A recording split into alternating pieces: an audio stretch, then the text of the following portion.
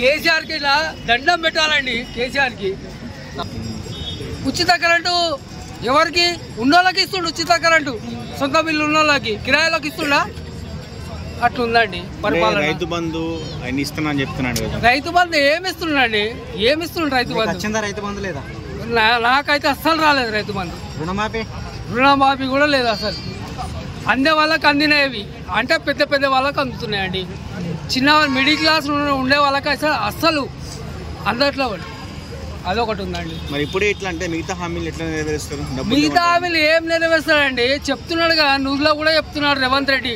ఏమంటే ఏమంటున్నాడు, అదే 18 కోట్ల ఏదో చెప్తున్నాడు కదా, 18,000 కోట్ల బడ్జెట్ కోట్ల కూడా రూపాయలు అంటున్నాడు. కాకపోతే ఇంకా చాలా వేసుకుంటున్నది వేసుకున్నది. మరి ఇన్ని రోజుల నుంచి కేసీఆర్ మరి పరిపాలన చేసిండు 10 సంవత్సరాల నుంచి కేసీఆర్.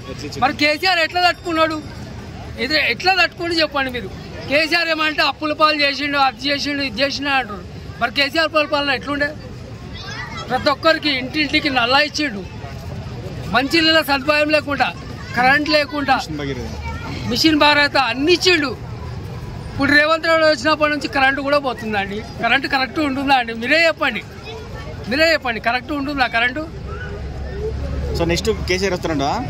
నెక్స్ట్ కేసీఆర్ ఖచ్చితంగా వస్తాడు. కాకపోతే కేసీఆర్ వస్తాడు కానీ కాకపోతే కేటీఆర్ సీఎం అయితే నెక్స్ట్ సీఎం కేటీఆరే ఖచ్చితంగా. తండ్రి చెప్పిండు, మాట ఇచ్చిండు తండ్రి. కేటీఆర్ ని ఖచ్చితంగా సీఎం చేస్తాడు. కవిత హోమ్ మినిస్టర్ అవుతుందండి. కవిత ఖచ్చితంగా. హరీష్ రావు మంత్రి కేటీఆర్ సీఎం అయితే మరి కేసీఆర్ పరిస్థితి ఏంటి? సంతోష్ రావుకి చిన్న చిన్న మంత్రి పదవులు ఉంటాయి కదండి. కేటీఆర్ కూడా ఏం పనులు చేయలేదని అంటున్నారు కదా. లేదండి, కేసీఆర్ చేసినంత గొప్ప పనులు ఎవరు చేయలేదండి. కావాలంటే మీకు కాళ్ళకి నమస్కారం పెడతాను నేను, కావాలంటే నిజంగా చెప్తున్నా. ఏం పనులు చేసిండు గొప్ప పనులు? అరే ప్రతి ఒక్కటండి, కరెంటు, ఇంటింటికి నీళ్లు, రైతు బంధు అన్ని చేసిండండి కేసీఆర్. ఏం చేయలేదు? మొన్న మీటింగ్ పెట్టాడు కదండి, మీటింగ్ పెట్టినప్పుడు మీరు చూడలేదా? వరంగల్లో మీటింగ్ పెట్టినప్పుడు మీరు చూడలేదా? కేసీఆర్ అండి దేవుడు. కేసీఆర్ తెలుసా, గొప్ప మహాత్ముడు. కావాలంటే నేను ఒకటి చెప్పేదంటరా, కేసీఆర్కి ఇలా దండం పెట్టాలండి. కేసీఆర్కి తాగుబోతుల సంఘం అధ్యక్షుడు కాదండి. కేసీఆర్ గొప్ప మహాత్ముడు. నేను చెప్తున్నా, గొప్ప మహాత్ముడు కేసీఆర్. మళ్ళీ అసెంబ్లీకి ఎందుకు వస్తాడు? అంత ఎందుకు వస్తాడు కాదండి, బచ్చాగాడు పిలిస్తే వస్తాడా అండి అసెంబ్లీకి? రేవంత్ రెడ్డి బచ్చాగాడు పిలిస్తే వస్తాడా? కేసీఆర్ బచ్చాగాడు తెలుసా? గెలిపించింది ప్రజల కోసం, వాళ్ళ ప్రజల కోసం రావాలి కదా. ఇప్పుడు ఎవరు చెప్పేదేంటరా మ్యాక్సిమము వాడు చెప్పేది. కేటీఆర్ ఏం మాట్లాడిన ఆ రోజు మీరు విన్నారా న్యూస్లో? రేవంత్ రెడ్డి రాజీనామా ఏమన్నాడు? రాజీనామా చేసి నువ్వు దమ్ముంటా మొబైల్ అయితే గెలువురా అని చెప్పిండు తెలుసా? మరి ఆర్టీసీ ఉద్యోగులు అది సమ్మె చేయడం బట్టి దాని గురించి అన్నాడు ఆయన. ఏంటంటారంటే ఆయన కూడా ఏమంటున్నాడు, ధర నా చేతిలో రూపాయి కూడా లేమంటున్నాడు. ఒక సీఎం స్థాయి వ్యక్తి ఆ మాట అనడం మాత్రం అది కరెక్ట్ కాదు. ఇంకేంటంటారంటే ఆయన ఒక తండ్రి స్థానంలో ఉన్నాడు. నా దగ్గర పైసలు లేవు అది కరెక్ట్ కాదు. దాని పరంగా కాకుండా నెక్స్ట్ చేస్తాను, ఇంకా చూద్దాము అనైనా చెప్పాల్సింది. నా దగ్గర రూపాయి కూడా లేవు, మీ పథకాలు ఆపేయమంటారా చెప్పు అనడం మాత్రం కరెక్ట్ కాదు. ఎవరు ఉద్దేశించి చెప్పాడు? అంటే ఉద్యోగులు ఉద్దేశించి చెప్పాడా, ప్రజలను ఉద్దేశించి చెప్పాడా? ఎవరికి దెబ్బ పడింది? ఆయన ఏమంటున్నాడు, ఆర్టీసీ సమ్మె చేస్తున్నామని వాళ్ళు ఆల్రెడీ రేపటి నుంచి సమ్మె బాట పడతాం అన్నందుకు ఆయన విధంగా ఆయన కామెంట్ చేశాడు. నేనేమంటారంటారంటే మరీ ఇంత ఓపెన్గా నా దగ్గర పైసలు లేవు అని చెప్తే ఏంటంటారంటే ఒక తెలంగాణ రాష్ట్రానికి ఇప్పుడు ఏంటంటారంటే ఒక ఏమంటారు, ఒక బాగా డబ్బున రాష్ట్రముగా ఇది పేరుంది. బాగా ఆర్థికంగా కూడా బాగా స్థిరంగా ఉన్నది తెలంగాణ రాష్ట్రం అంటారంటే. అందుకన్నా ఇది తెలంగాణనే కొంచెం బాగా ఐటీ కంపెనీలు అవి వచ్చేసి కొంచెం స్ట్రాంగ్ ఉన్నదన్న ఫీలింగ్ ఉంటుంది.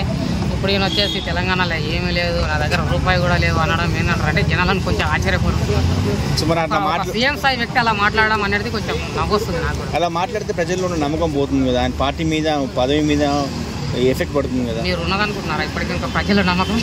నేనైతే అనుకోవట్లేదు. ఎందుకంటారంటే రేషన్ కార్డులు అన్నాడు, రేషన్ కార్డులు పోయినాయి. సర్పంచ్ ఎలక్షన్స్ వచ్చినప్పటి నుంచి చెప్తున్నాడు, సర్పంచ్ ఎలక్షన్లు ఇప్పటి వరకు చేయలే. ఇప్పుడేమో పైసలు లేవంటున్నాడు. ఎప్పుడు చేస్తారు? ఇక దిగిపోయేటప్పుడు లాస్ట్ మూమెంట్లో ఏదైనా చేసేసి వెళ్ళిపోతారేమో తూతు మంత్రంగా. 6 గ్యారెంటీలు అన్నారు, కానీ ఇచ్చిన 2-3 గ్యారెంటీస్ చేయలేకపోయారు. మిగతా వాటి గురించి ఏంటి? ఇక్కడ గవర్నమెంట్లో, కాంగ్రెస్ గవర్నమెంట్లో ఎవరు డబ్బా వాడే కొట్టుకుంటున్నాడు. సీఎం రేవంత్ రెడ్డి కొట్టుకుంటున్నాడు. ఎందుకంటారంటే ఈయన డబ్బా కొట్టడానికి ఎవరు లేరు కాబట్టి ఈయన కొట్టుకుంటున్నాడు. ఆ డబ్బా కొట్టుకున్నాడు కూడా తప్పుల తరక డబ్బా కొడుతున్నాడు. ఈయన మంచి డబ్బానైనా కొట్టుకోవట్లేదు. ఎందుకంటారంటే తెలియదు కదా, ఎక్స్పీరియన్స్ లేదు. ఏదో అనుకోకుండా సీఎం అయిపోయాడు. ఈయన ఎక్స్పీరియన్స్ లేదు కాబట్టి మనకు ఢిల్లీ పోతే చెప్పులు కూడా ఎత్తుకపోతారు అంత స్థితికి వచ్చింది మన తెలంగాణ. అలా చూస్తున్నారంటారంటే తేవాలి, డబ్బులు ఎలా తీసుకురావాలో కూడా తెలవాలి. సో బ్యాంకర్స్ కూడా నన్ను చూస్తేనే పారిపోతున్నారు, దొంగలాగా చూస్తున్నారా అని చెప్తున్నాడు. ఒక సీఎం స్థాయి వ్యక్తి ఆ మాట అన్నాడు, చాలా హాస్యాస్పదంగా ఉంది. సో నెక్స్ట్ ఎలా ఉండబోతుంది రేవంత్ రెడ్డి ఫ్యూచర్? ఫ్యూచర్ అనేది ఇక రాజకీయ నాయకుడిదే మంచిగానే ఉంటుంది, కార్యకర్తలదే అధ్వానంగా ఉంటుంది. కానీ రేవంత్ రెడ్డి ఫ్యూచర్ అయితే బాగానే ఉంటుంది. సో రేవంత్ రెడ్డి మాటలకి బీఆర్ఎస్కి బలం చేకూరుందని వచ్చా? 100% అలాంటి జనాలలో ఎప్పుడో వచ్చేసింది. అది ఏం చేయకుండా జస్ట్ అలా ఉంటే అయిపోతుంది. బీఆర్ఎస్ వాళ్ళు ఎక్కువ గెలకకుండా ఏదో మామూలుగా చిన్న చిన్న సమస్యల మీద పోరాడుకుంటూ పోతే ఎలక్షన్స్ వచ్చినంత వరకు అలాంటి ఇలా అర్థమైపోయింది. రేవంత్ రెడ్డి ఏం లేదు, అయిపోయింది. సో ఫైనల్గా రేవంత్ రెడ్డి గురించి ఒక మాట ఏం చెప్తారు? మంచి పరిపాలన చేస్తే ఇంకా 3 సంవత్సరాలు ఉంది కాబట్టి కొంచెం జనాల్లో కాంగ్రెస్ మీద కొంచెం మన అభిమానం కొనేశారు కాబట్టి అది కొంచెం నిలబెట్టుకుంటే బాగుంటుంది. కాకపోతే ఇప్పటికైతే నమ్మకం జనాలు. Thank you. అవునండి, విన్నాను. కానీ ఒక సీఎం ప్లేస్లో ఆయన ఉండే, ఎందుకంటే ఆల్రెడీ కేంద్రం బీజేపీని అందరికీ తెలుసు. అటు ఆంధ్రప్రదేశ్కి వాళ్ళు ఫ్రెండ్లీగా ఉండడం వల్ల ఎక్కువ నిధులు వస్తున్నాయని కూడా తెలుసు. అలాగే కాంగ్రెస్ కూడా ఇప్పుడు మిత్రపక్షంలో ఉన్న, అఖిల పక్షంలో ఉన్న, జస్ట్ మన రాష్ట్రానికి మేలు చేయాలంటే అక్కడ వెళ్ళి మోడీ గారితో మాట్లాడాలి. ఆయన అపాయింట్మెంట్ దొరకడం లేదు అంటే అది న్యాయం కదా. అప్పుడు అక్కడ ప్రధానమంత్రిగా ఆయన ఉండి అందరి రాష్ట్రాలకి న్యాయం చేయాలి. రేవంత్ రెడ్డి గారు కలిస్తేనే కదా, ఆయనే ప్రజల్ని ధైర్యం చెప్పాల్సింది పోయి అప్పులు దొరకడం లేదు, అదే ఉండదు. ఇంకేం సీఎం నెక్స్ట్ ఎవరైనా గెలిపిస్తారా? అరే మీరే ఇలా మాట్లాడితే నెక్స్ట్ ఎవరైనా మిమ్మల్ని నమ్ముతారా అని ఒక దుర్భరం ఉంది. కానీ సీఎం రేవంత్ రెడ్డి గారు తలుచుకుంటే అవుతుంది. ఆయన వెళ్ళి మాట్లాడతారేమో అని అనుకుంటున్నాను. ఇప్పటికీ 17 నెలల్లో 43 సార్లు ఢిల్లీ వెళ్ళిన సీఎం ఎవరు లేరు, ఓన్లీ రేవంత్ రెడ్డి తప్ప. మరి ఏం చేస్తున్నాడు సార్ నిధులు లేకుండా? ఢిల్లీ వెళ్ళాలంటే వాళ్ళ పార్టీ అక్కడ ఉంది కాబట్టి అక్కడ వెళ్తున్నారు. కానీ జస్ట్ మోడీ గారిని ద్వారా ఎవరైనా ద్వారా అక్కడ ఉన్న వాళ్ళ ఎంపీల ద్వారా కలిసి ఆయన ఇక్కడ రాష్ట్రం గురించి మాట్లాడితే ఇక్కడ కూడా ఆల్రెడీ ఉన్న అభివృద్ధి ఇంకా అభివృద్ధి అవుతుంది. జస్ట్ ఒక సీఎం ఇక్కడ పబ్లిక్ మీటింగ్లలో అప్పులు దొరకడం లేదు, చాలా ఎవరు వెళ్ళినా మమ్మల్ని పట్టించుకోవడం లేదు అని మాట్లాడినా ఇక్కడ ప్రజల్లో అసంతృప్తి వస్తుంది. ఎందుకంటే ఒక సీఎంఏ, ఎందుకంటే లీడర్ అంటే కొన్ని వేల కోట్ల మందికి ఆయన సమాధానమే కాదు ఆన్సర్ కూడా ఉండాలి. ఎందుకంటే ధైర్యం చెప్పాల్సింది పోయి అలా మాట్లాడడం కాదు. రేవంత్ రెడ్డి గారు ఒకసారి ఆలోచించి